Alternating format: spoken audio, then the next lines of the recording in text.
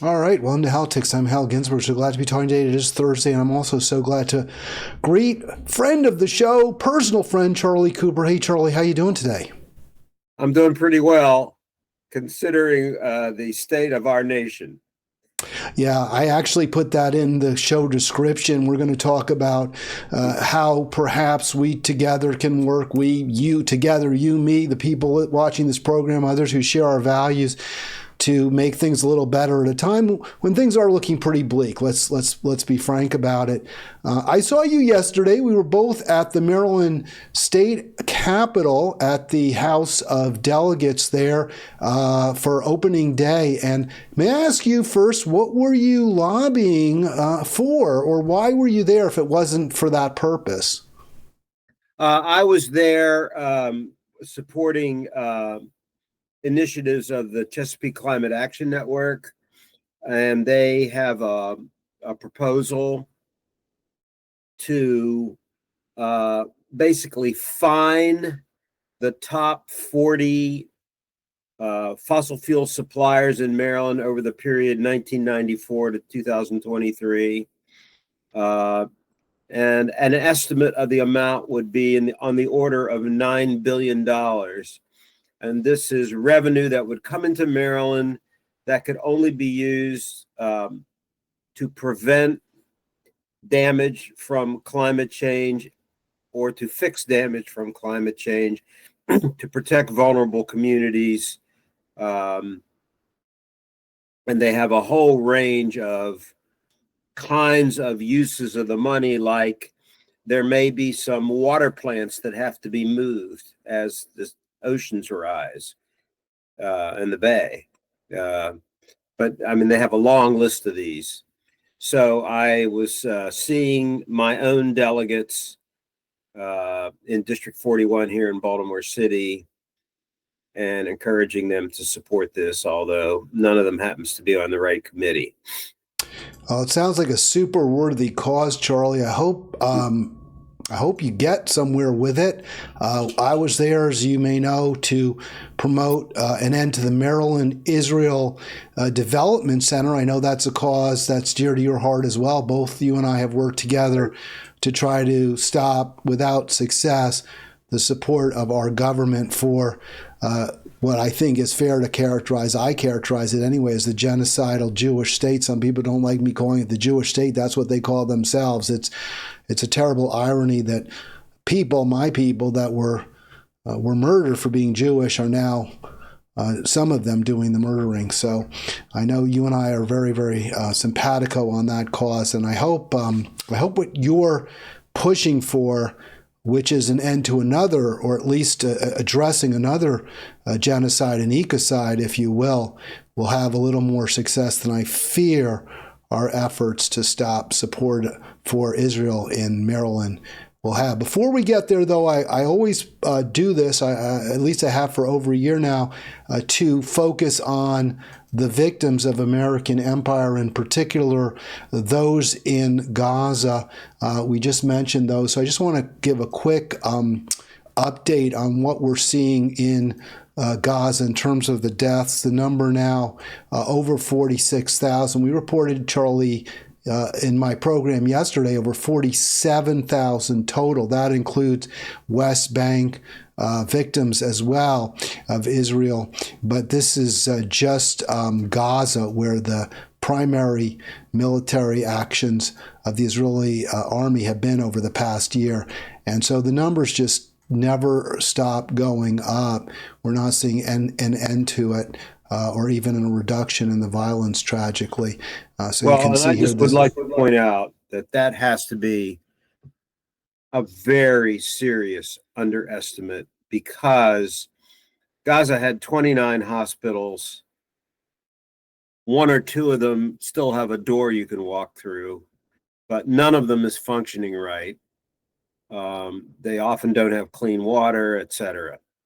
And so anyone in Gaza who needed dialysis, who needed cancer treatment, my understanding is Israel is blocking insulin from entering. So there must be way over 100,000 people, because I can't imagine that more people haven't died from lack of medical care than have been directly hit by a bomb. So I just wanted to point that out. And public health measures, Israel has blown up the water plants. Yeah, it is just so horrific. It's worse than can be described factually. And what we heard before the election is that you had to vote for Harris Biden because Trump would be even worse. Trump still hasn't taken office, although he's threatening to make, hell on earth for Palestine, for Gaza, if the Hamas doesn't release the American hostages by then. They may all be dead. We don't know. Is it possible to make the argument at this point, seeing what's happened since the election with the support of Harris Biden, that voters who didn't hold their nose and refused to vote for Harris Biden made a mistake because things will get even worse for Gaza? Is it possible to still make that argument, in your opinion? I don't think there's any way. I mean, Kamala Harris stuck with Biden, and you have to take her at her word. I think there are other issues on which Harris would be less harmful than Trump, but I don't think there's any point in arguing that she'd be better for Palestinians. Do you think it's fair for me to say, as someone who didn't support Kamala Harris, who didn't vote for Kamala Harris, that my anger is, and that others' anger, if anyone wants to get, point fingers at me, including you, to say, if you want to point fingers at Harris, point fingers at the Democratic Party for failing to modify their position on an issue where it was clear they were losing critical support among core Democratic constituencies. Yes, I've been angry at them for a long time, and I also thought they got just in another dimension. Harris's campaign, in my view, and I said this during the campaign, was ridiculous. The politics of joy. I mean, how to misunderstand the mood of the electorate. Now, look, how most of the electorate is not primarily focused on Israel and Palestine. I don't know what that percentage is. Is it 5%? Is it 10%? I think in the swing states, my understanding is the Democrats did better in the swing states than they did in the other states, but they didn't do well enough. And in my view, the main issue was people who want to view themselves as middle class, but who are actually so economically precarious that they're verging on being poor, or they are poor. So, I thought that in addition to getting Israel and Palestine all wrong, they got the main issue of the election, which is the economy stupid, all wrong. Not that they didn't say a couple of things that are better than what Trump is saying, about taxes and this and that, but with so little conviction that no one believed them. I don't know if they believed themselves.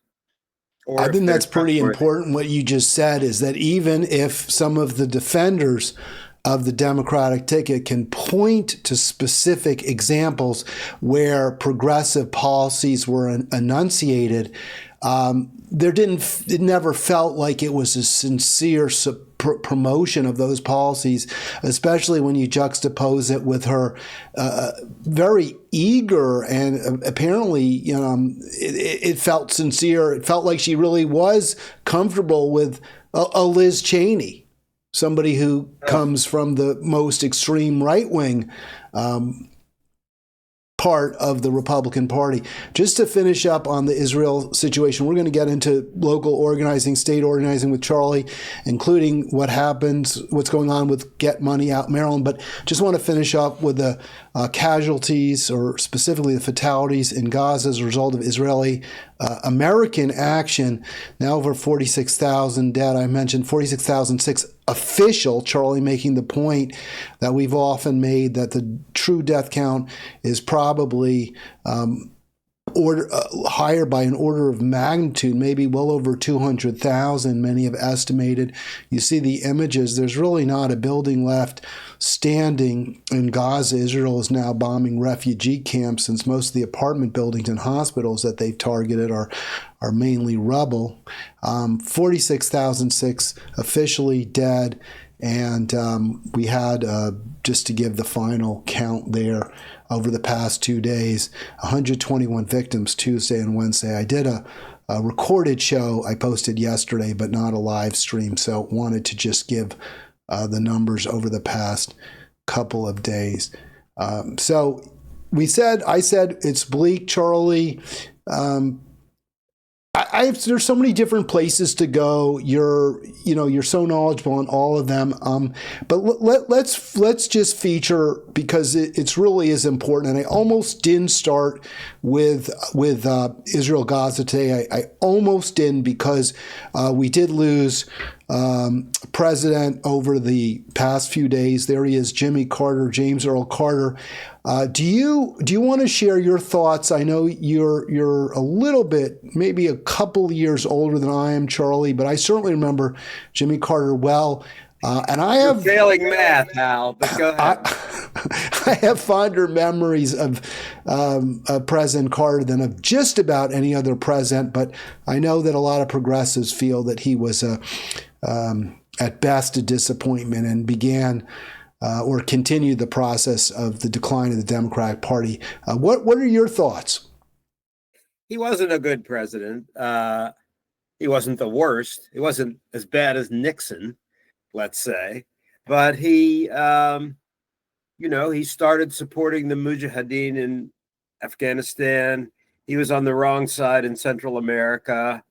He had what he called a human rights initiative, which maybe had some good points. It's now become so perverted under the likes of Samantha Power that it's just used as a cover for U.S. intervention wherever they feel like stealing resources or whatever they think they're doing.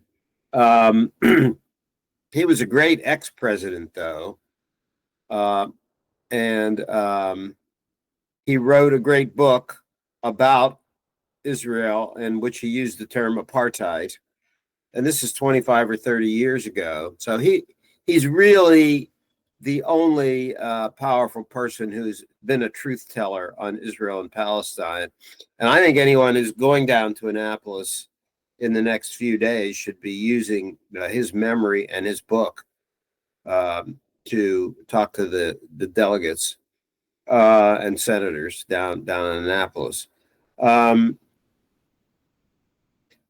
Charlie, let me jump in real quick then, since there's a pause. Do you think President Carter gets enough credit for the Camp David Accords? I feel like that's never, or it's not really presented as foremost as his legacy, but I've described him as the best president Israel ever had, because he's the one who brought peace to Israel at that time.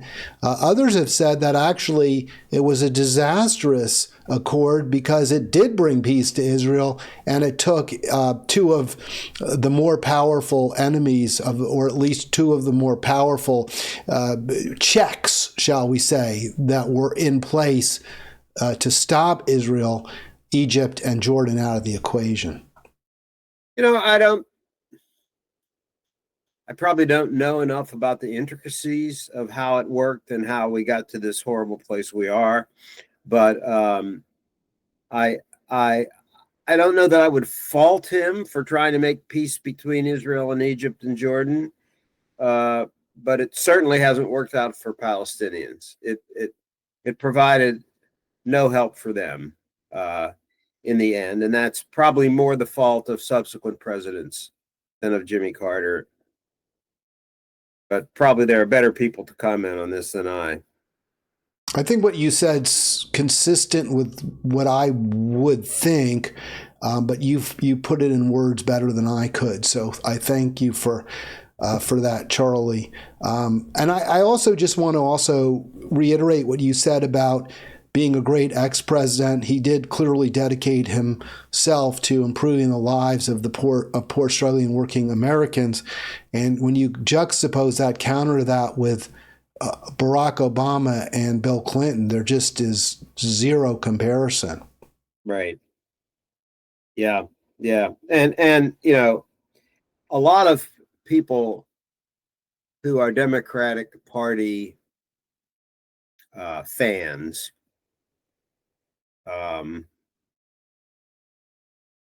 are very shocked when you describe Clinton and Obama as anti-working class. But I think that a lot of swing voters know all about it, because why? They're the ones, or their brother-in-law, or their aunt, are the ones who lost their homes to financial speculation, or the ones who watched Obama pour $570 billion into the hands of banksters and virtually nothing.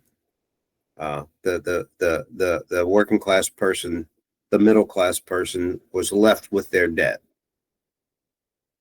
And regarding Clinton, many millions of working class Americans who lost their manufacturing jobs that paid a living wage and provided them with decent health care are now no longer in this country. So that would be a very powerful indictment of President Clinton, in addition to the fact that he incarcerated more African Americans than any other president in American history. So, but he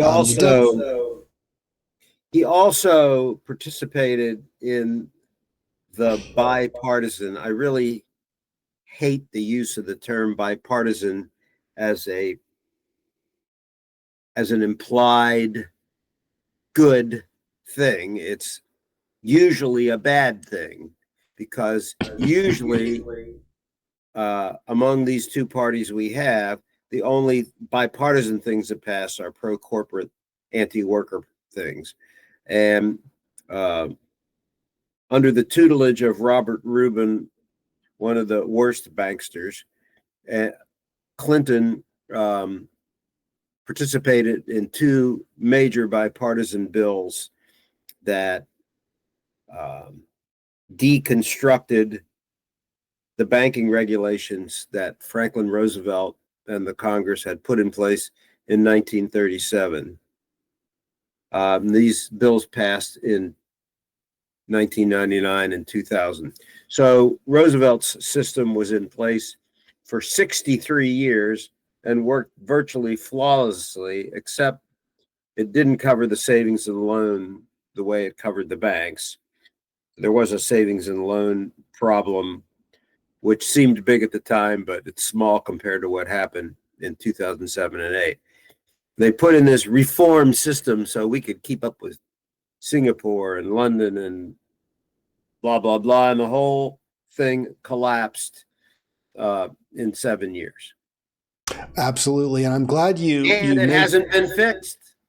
You know, I'm glad you make the point that the repeal of Glass-Steagall did likely cause, or certainly was a very significant factor in the financial crisis of 2008, because a lot of revisionist history from economists, neoliberal economists, has tried desperately to distinguish between the two, but there's no question that deregulation played a huge role.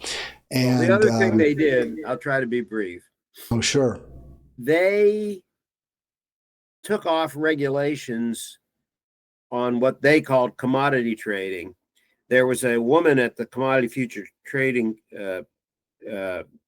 Commission, Brooksley Born, who told them that this would be a disaster. So they sidestepped her and listened to people like Rubin, and they allowed these derivatives that are basically bets on financial instruments, and they allowed the same financial instrument to be insured multiple times. In other words, suppose all your neighbors who don't like you because of your ridiculous progressive politics could buy an insurance policy on your house, a fire insurance policy, and then suppose your house burned down.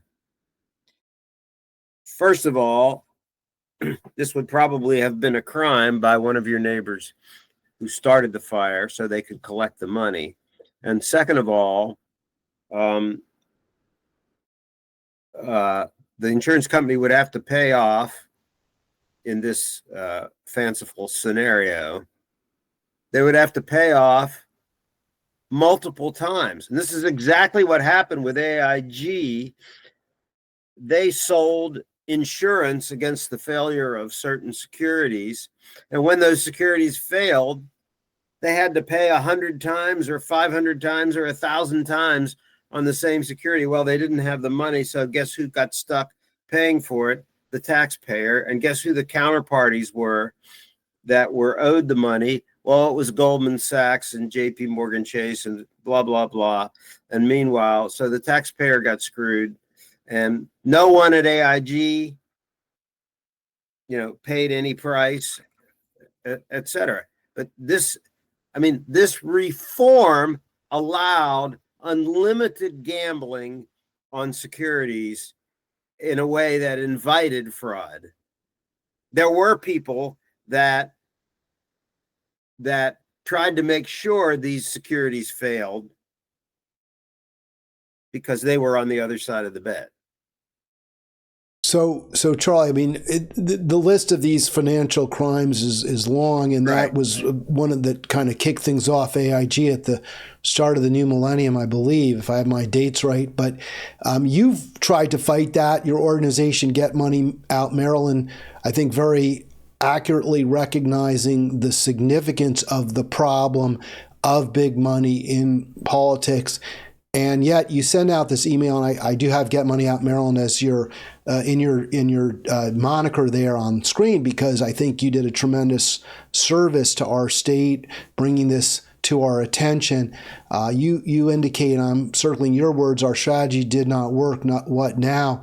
I don't know if that's fair. I think maybe you're being a little hard on yourself, but I think ultimately we have to agree that times have gotten worse rather than better, and we haven't been able to,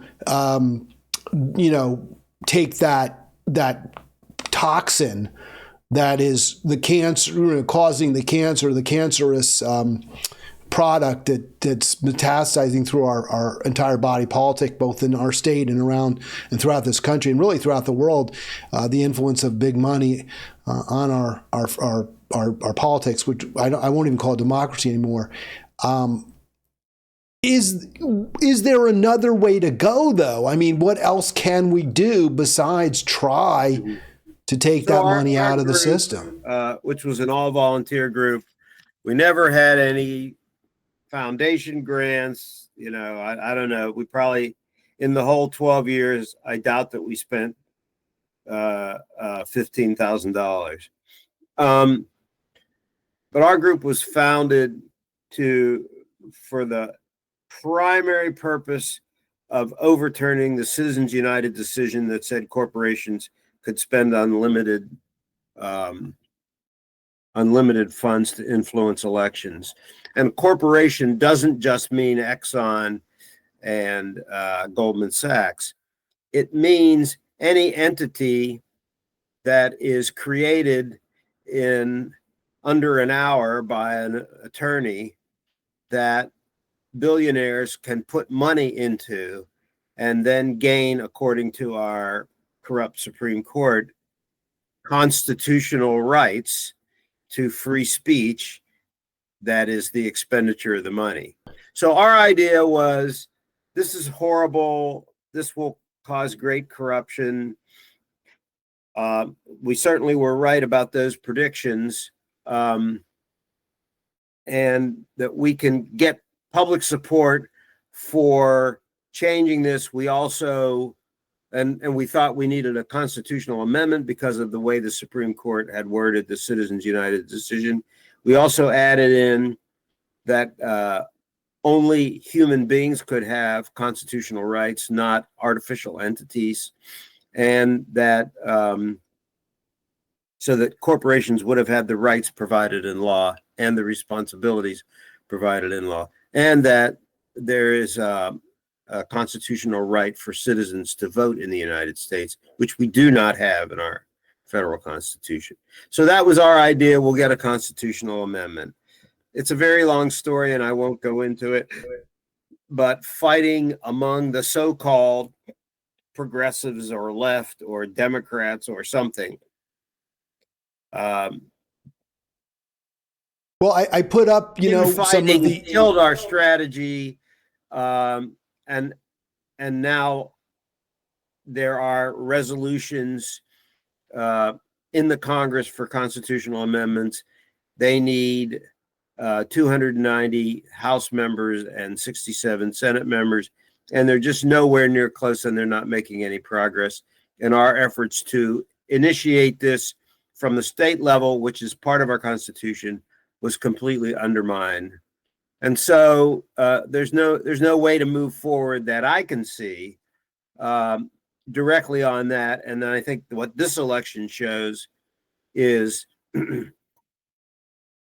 is that the economic inequality that makes big money in politics so toxic, that's the issue that will move voters, maybe. But let me just jump in and play counter devil's advocate. Couple of points you made I want to discuss. So while you were working during part of the time that you were pushing Get Money Out Maryland hard, I was working at a nonprofit called Our Revolution, which you're familiar with, and we had money. Unlike you, we raised money. But to me, that action alone tainted the organization. It meant in a number of different ways we were less independent than we would have otherwise been, even from small donors. Those who contribute to nonprofits, and studies have shown this, tend to be to the right, especially on economic issues, of other activists in that group. So the donors to Our Revolution, the ones we would ultimately start trying to appeal to, were less likely to be redistributionists. They were more focused often on identity politics, like Black Lives Matter, trans rights, and the like. And I'm not I don't want to get into a debate over the value of those in particular, but that would be a higher priority for some of our donors than even something of the magnitude of, say, Medicare for All, which I think would transform lives for the better, including many of those in those identity groups that we just mentioned. So in that regard, the organization was less able to focus, if it wanted to raise money, on economic redistribution. And then also we were in a position where we would take contracts from or memoranda of understanding from candidates, and those would be candidates again who had sufficient funding to pay for our services, not necessarily those who were farthest to the left on economic justice issues. So it seems to me that if your focus is to raise money, you are going to lose a little bit of that edge you need to really promote radical transformation. At the same time, if you don't try to raise money, you don't have the ability to make radical transformation. Right. So you have to raise money somehow. But at any rate, I don't know when the moment will come. I know that in polling, our issue of getting big money, dark money out of politics polls 85%. Okay. It doesn't move voters the way, will I have a job? Can I afford the rent? How come eggs are $9 a dozen? Those issues have more power to move voters than what is, for many of them, pretty abstract, that is big money in politics. So my conclusion is that the work I would like to do, and I don't even know how to do it. I don't know what, what forum or venue I will become engaged with, is to directly deal with the economic inequality. And there's, in terms of money and big money in politics, we call it big money because, just as you were talking about how our revolution needed money, and it seemed like a lot of money to try to raise, and then you had to raise it from people who maybe weren't 100% with the agenda. Looking at it from the other end of the telescope, the amount of money that's spent in elections compared to corporate profits is infinitesimal.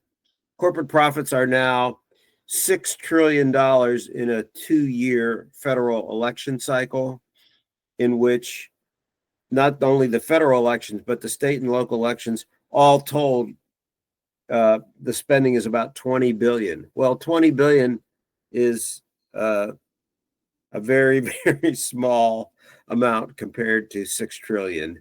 It's something like 0.3%. So they don't even notice. They can't even miss the money. But I get to this. I agree with everything you're saying. But how would you get politicians, legislators, to respond to economic injustice when the people who are writing them checks are the ones who are promoting economic injustice? It has to come from the bottom up. And I think back to my grandparents arriving in this country and having to work in factories and making a few cents an hour and probably working 50, 60 hours a week. And they would get, maybe half of Saturday off if they were lucky. And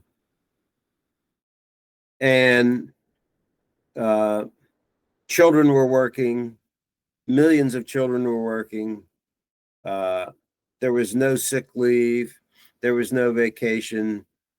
There were none of the things that I had when I was a worker. But I've been retired for quite a while. But how did that get won? It got won by people forming labor unions, and it came from the bottom up. It did not come from politicians wanting it, even though in the end, Franklin Roosevelt and his crew embraced it. Then he famously said, "Make me." And they did make him. That's the thing. So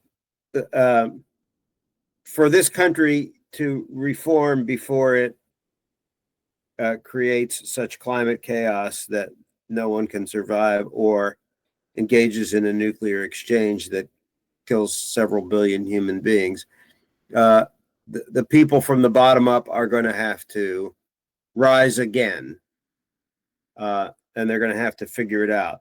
So the most encouraging thing I see is that there are, although you can't track this through pure statistics, but there seems to be more eagerness among the working class to organize, to vote. We've had an auto plant in the southern portion of the United States vote to go union. Now, they don't win everything. An Alabama Amazon plant voted against going union, but the momentum seems to be on the union side. And so I think I don't exactly know how to get involved with that, but I think that's one of the encouraging things in the U.S. And we have to see whether that develops into something that can challenge the power of the big corporations. But I don't know what else can. So you're saying it's kind of an outsider's game altogether. It's not, we're going to try to reform the Democratic Party. We're not even going to necessarily challenge, when I say we, progressive activists, leaders, progressive institutions. It really, change has to come from outside the political structures altogether. Is that what you're saying?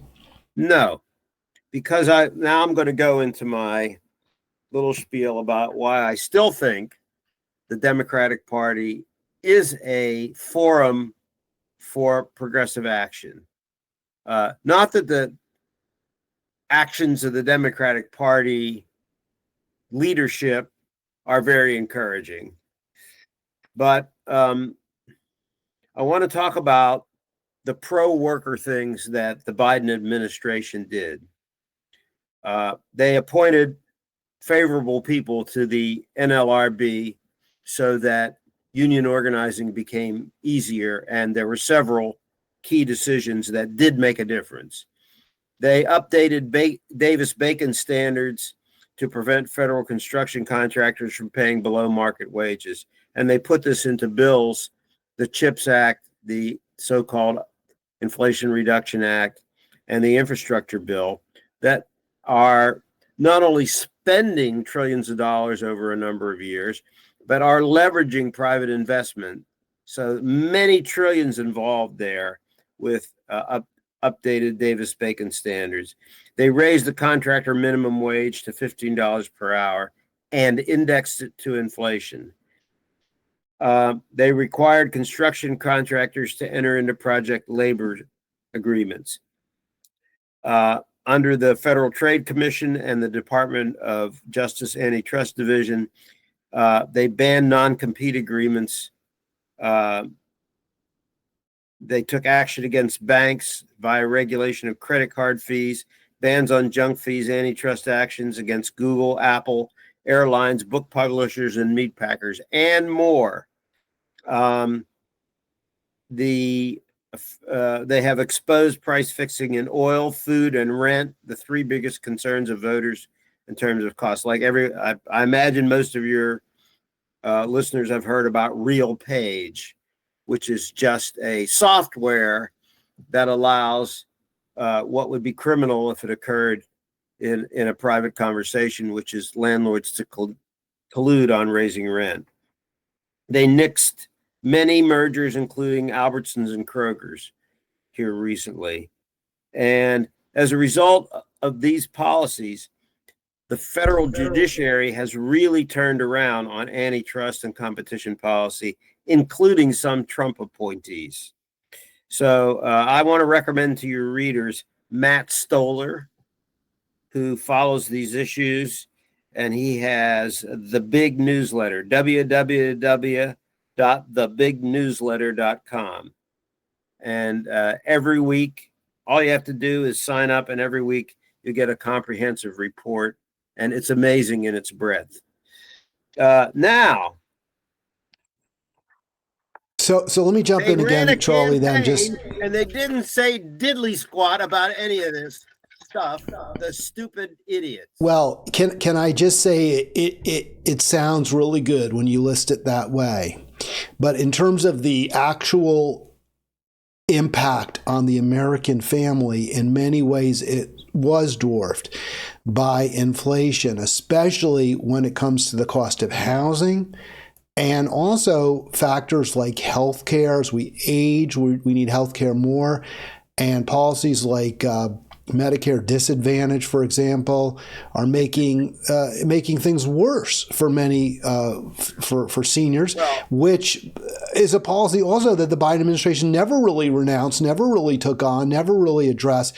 I think you can point to some some areas where the Biden administration did some good things, but you also have to acknowledge. I don't mean you, but I mean we have to recognize there were many, many areas where it didn't just fall short.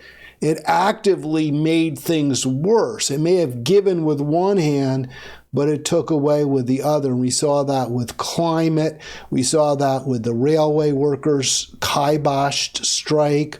We saw that with the failure to push for 15.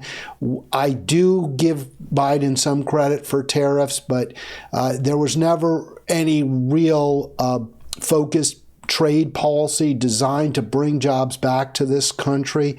So I don't disagree that there were certain areas where you can see incremental improvement, but on balance, it far too little, far too late, in my opinion.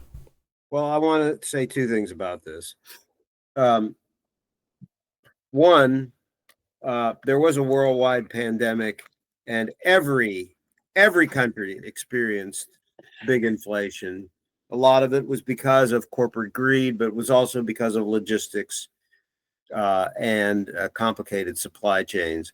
So no country got out of this without inflation, and the U.S. rate of inflation is actually lower than most countries. So, second of all, the policies that I just cited are not things that instantly lower prices. There were structural reforms that would help over the long term. Now, of course, a lot of them will be undone. But I also want to say that I believe that those things happened because of the Bernie Sanders movement. At the point where Biden agreed to appoint someone like Lena Khan to the FTC and Jonathan Cantor to be the Assistant Attorney General in the Antitrust Division. He had defeated Bernie, but he needed the Bernie supporters to beat Trump. And there was a commission in the Democratic Party that had, Biden supporters and Sanders supporters, and they came up with these things, and some of them got implemented. Okay. There were many elements in the Biden administration that didn't support these things. Okay. So the Biden administration is not some unidirectional pro-labor administration. It's that some of these good things were allowed to happen. The other thing is that the chiefs of staff and the press secretaries suppressed this information. So they never talked about it. If you went to a White House press conference, you'd never know that any of those good things happened. And then if you listen to Kamala Harris, every once in a while she mentioned some of these things, like they did mention that the cost of certain prescription drugs were going to come down. Okay. And that's something that's been talked about, for 18, 20 years. And there was a little progress on that short list of drugs that will become cheaper. But, working people did not get the sense that Kamala Harris was going to fight for them. And Trump, who will, he's just a fraudster and he's very good at it. And he says he is going to fight for them. And it's a hell of a lot more believable when he says it than when she, provides some academy-tinged account of a complicated policy.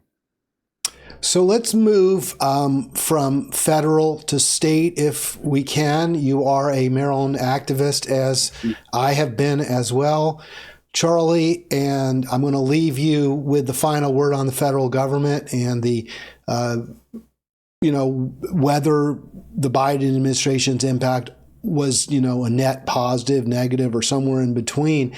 But let's move to Maryland and get your thoughts on a state which is a Democratic trifecta state. It's a state where if the Democratic Party is really committed to progress and improving the quality of life for poor, struggling, working people, we should see it here.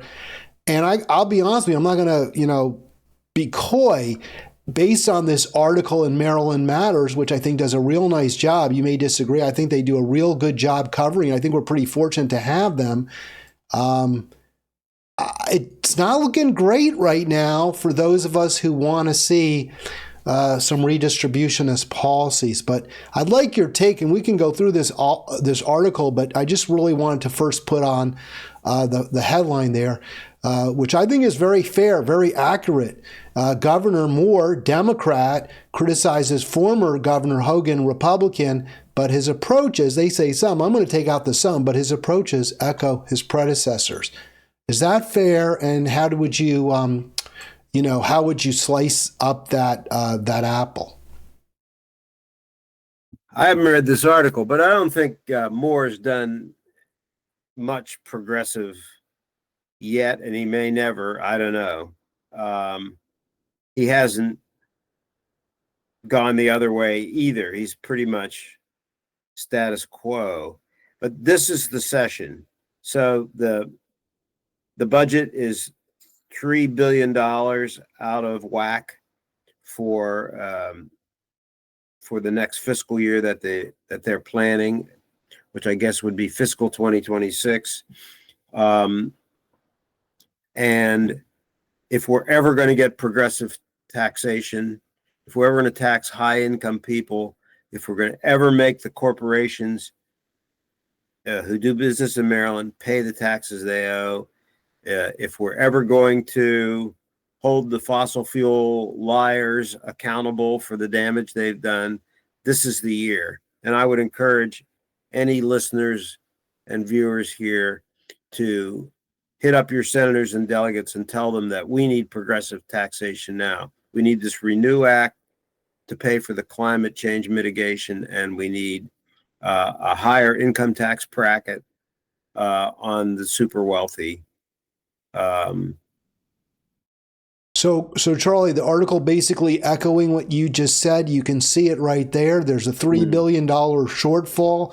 The governor at this time calling for $2 billion in cuts, and he has not said where he'll make up the last billion.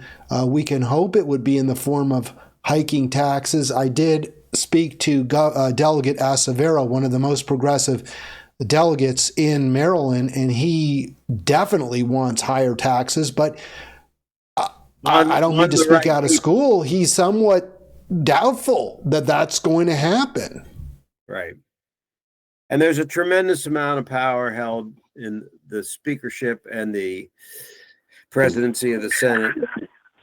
So it's those three, that's the Democratic triumvirate in Maryland, that need to be pressured. So if you happen to live in Baltimore County in District 10 and your delegate is Adrian Jones, or in the District 46 in Baltimore City, where Bill Ferguson is the speaker, you have a special responsibility to hit them hard with the need for progressive tax increases. And the wealthy can afford it. The corporations can afford it. The fossil fuel liars can afford it, and we need to get the revenue. Well, that's what I love about that bill that you were pushing as well, Charlie, to find those climate criminals. We do have a caller, and so welcome to the program. Ask who's calling. Hey, it's Ari. Hello, everyone. Hey, Ari, great to have you back on. I know you called last week, and it was a pleasure to speak to you. Did you have a comment or question for us or for Charlie in particular? Yeah, I'm enjoying the show. I'm off today. I have a quick question for both of you, maybe for Mr. Cooper, but primarily. So we're pleading with the politicians. I've called politicians' offices quite often, especially with the Gaza conflict and the genocide. But I feel like as citizens, we're not really getting, we're not getting what we want. So my last part here of the question is, instead of pleading with these politicians, why not demand as groups, as nonprofits, larger, I know some people are doing it already, like Code Pink, for example. Why not say we're a large group and you better listen to what we want? You're not getting our vote. So I think I'm just going to jump in real quick on that, Charlie. I think that's a really, really good point. I was very disappointed that our revolution they did not formally endorse Harris, but they went out and campaigned for, they knocked doors for in Pennsylvania, as did some DSA activists. And I don't think that was appropriate, given that she never even offered a fig leaf or an olive branch to progressives. So, yes, I totally agree with what you're proposing, Ari, but the problem is to actually do the organizing and to actually have enough grassroots power.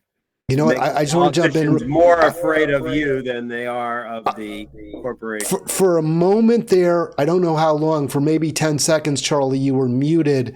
But what he said, just to clarify in case folks missed it, was that we need to build enough power in progressive groups so that politicians really fear us. And I think that's true. But on the other hand, if we don't condition our support for them on specific concessions, even if they don't fear us, I don't think we should support them. But Ari, go ahead and respond. Yeah, so I mean, it's not like there are no victories. For example, in the climate area, Maryland has adopted certain progressive climate policies because of grassroots lobbying. Now, the fossil fuel people are still trying to roll it back, and whatever, have to keep fighting. And a lot of people have participated in that kind of organizing. It's just a question of how do we create the grassroots organizations with the right mix of, with the right rhetoric, with the right inspiration for people, with the right policies to move the needle. Ari, go ahead. Final word from you. Do we have you, Ari? I don't know if he's hearing. I see he's still here. I'm here. Yeah, I was just going to make one last comment. Thank you for that, by the way. So what if what do you guys think of an alliance of these groups? They definitely have many points in common, even though they disagree on other points. Let's say the war, money, the warmongers, the war profiteering, billions of dollars going to unnecessary wars. Starting there with groups like the non-profit, what is it called, the Poor People's Campaign, Code Pink, etc. Thank you. I would love to see it. And I'm trying to figure out whether I could play a role in making something like that happen. Before we end the show, I do want to let people know that Get Money Out Maryland has disbanded. And we did not think that a central focus on getting big money out of politics, amending the Constitution, has a future that's near enough term for those of us who were doing the work. So as I say, I want to try to reorient myself towards these issues of inequality, economic inequality, which do keep getting worse and worse, despite the fact that Joe Biden allowed some good policies to move forward along with the bad policies. Well, I'll work with you on that all day long, Charlie. I just got a few more minutes. Do want to keep going through this Maryland Matters article, which I thought really laid a lot of stuff out pretty well. So you can see again with this Democratic administration, the focus on cutting rather than on revenue enhancement. So you see $10 million is the largest single cut from University System of Maryland. It's a terrible place to take money. I mean, I just can't even, even from the governor's own priorities, which is make the state the most competitive for business. The University of Maryland is an incredibly valuable for that exact purpose. I mean, we have a very good system and very well-educated people in the state, and the price is relatively low. Maryland is a cheaper school than many other states. My son got a world-class education there. I was very pleased. I understand it's not perfect. I understand it's still too expensive for poor Australian working people, but the focus should be, in my view, and I would assume you agree, Charlie, making it more affordable and making it more competitive rather than taking money from the system.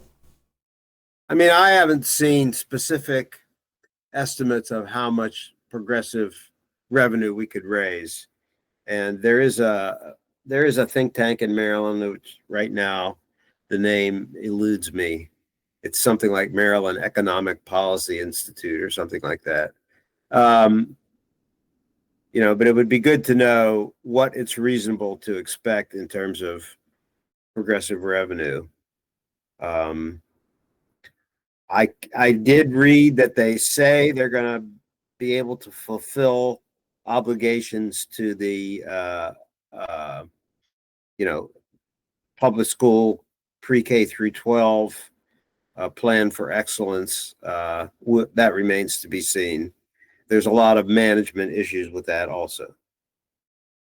Well, you can see here that we may not find out how much could be raised by higher taxes on the wealthy, because Moore himself has said, and this is how he seems to be quite similar to the Republican in power before him, the bar remains very high for tax increases. So at a time when many Marylanders are struggling, at a time when higher education is widely viewed as, and I don't believe it should be. I mean, I think we should all be guaranteed a decent quality of life, and we should have good working class, blue collar jobs for folks who don't have a college degree. But that said, this is the path out for many people from more impoverished or working class circumstances. At that time, the focus is on taking that, cutting that lifeline for some families, cutting the budget for the University of Maryland, and not at least considering very seriously tax increases. Something that happened, and I spent close to 40 years working with the Maryland General Assembly, either as part of my job or as part of advocacy groups. And something that did happen is that Maryland changed its constitution to allow the General Assembly to raise revenue without the governor's approval. And so I would say the ball is in the General Assembly's court, and people should be pressuring their senator and delegates and the speaker and the president of the Senate. And let's see if there's a good progressive taxation component of the budget. Let's see if Moore is willing to veto that. Well, I want to just give you before we take off, just a couple of other quick points, Charlie, if you can bear with me. Just put this up. This is, again, kind of comparing and contrasting and showing similarities between Moore and Hogan. What's noteworthy is his agenda isn't dissimilar, whether holding line on taxes. He's focused, he says, on the state's business climate, which I think will be negatively impacted by cuts to the university system, and kind of platitudes about making the state more business friendly and cutting back on the regulatory state. This is just another neoliberalism and basically not even a new guise. I mean, it's just flat out neoliberalism. And I know, Charlie, that's not what you're hoping for. Do you see, but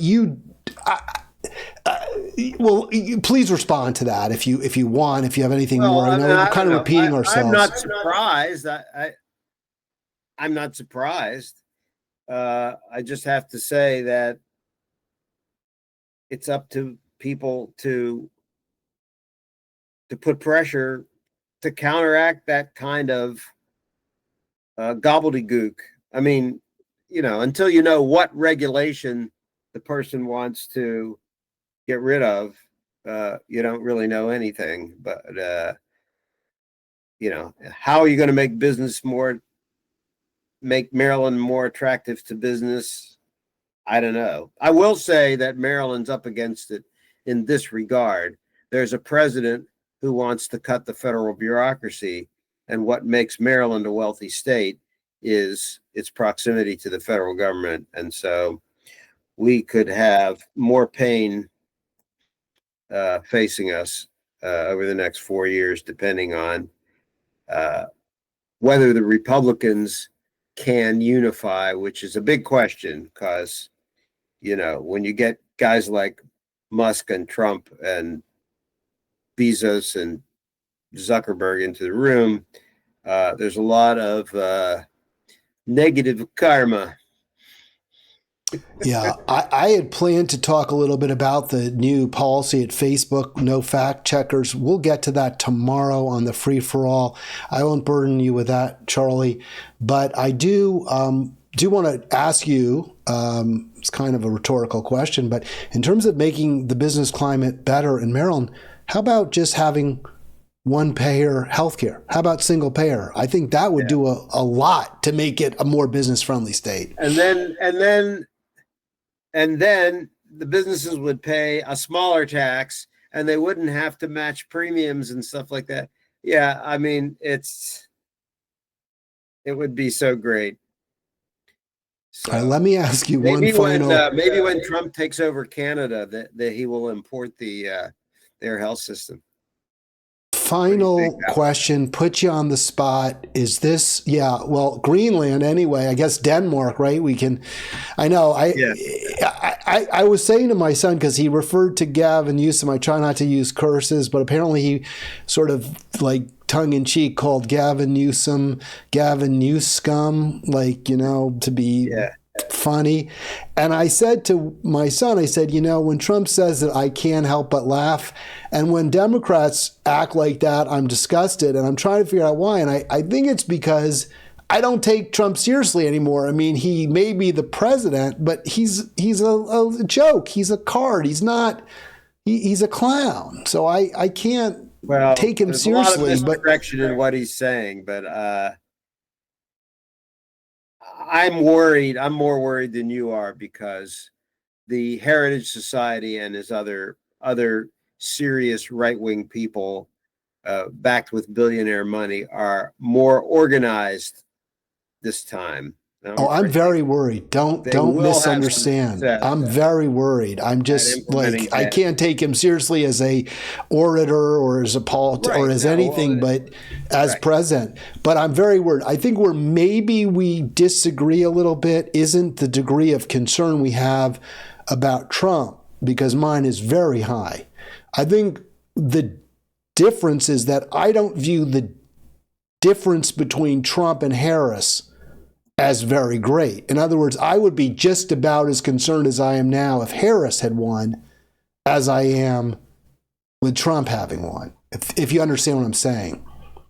You want me to comment on Andy Ellis's campaign to be governor? Sure. Yeah. Is this something that you would start to consider backing or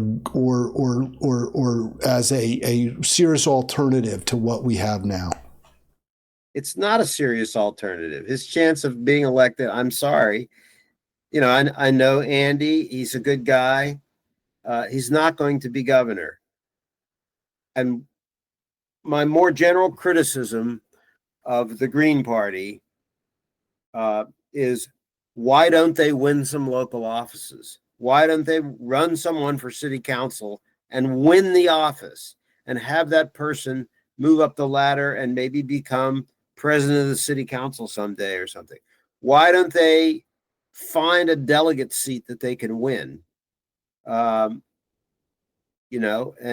I mean, I don't know, but it's not impossible that a person like Andy Ellis, who's smart and personable, could become a delegate or could become a city council person. He's just not going to become governor any more than I am. And so, and when John Sarbanes was proposing a bill with public campaign financing for every seat in the Congress, and it passed the House.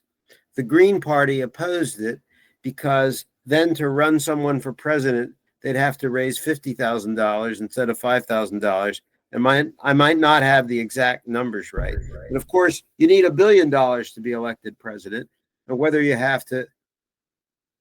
the matching threshold is at 5,000 or 50,000 should not matter to anyone who's serious, but the Green Party continues to run presidential campaigns that don't amount to anything. So, I think that's fair. I want to just say, I think that's very fair because governor is akin to president, right? It's the highest executive office in the state. And I know there was a lot of support among progressive activists for, say, Franco Muller-Paz, who did run for Baltimore City Council as a Green in 2020, I believe.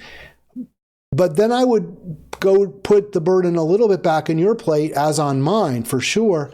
Maybe we need to coalesce with Greens to try to find local folks to run in these local races.